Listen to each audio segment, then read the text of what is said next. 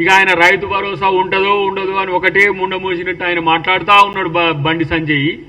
నువ్వేమీ ఆ బాధపడకు నాయన, భరోసా ఎవరు రైతు భరోసా తీసేస్తామని ఎవరు అనలే. మీకు చేతనైతే ఆ మోడీ గారి కాడ పోయి కూర్చొని ఏమన్నా ఉంటే సాధించుకొని రండి, కనీసం విభజన చట్టంలోని అంశాలనన్నా సాధించుకొని రండి 11 సంవత్సరాల మీ పరిపాలనలో. ఇలా మీకు 8 ఎంపీలు ఇచ్చిండ్రు, 8 ఎమ్మెల్యేలు ఇచ్చిండ్రు, మిమ్మల్ని ఇద్దరిని మంత్రులుగా కూడా ఇక్కడ ఎలగబెట్టమని పంపించిండ్రు. మీరు ఏం చేస్తుండ్రు? పొద్దుగాల లేస్తే ఇలా ప్రభుత్వం మీద ఆడిపోసుకోవడం తప్పితే మీకు ఇంకో పని లేదు. ఆ పక్క రాష్ట్రంలో ఉన్న 2 మంత్రులు పాపం వాళ్ళు వాళ్ళ పేర్లు కూడా సరిగా గుర్తులేదు.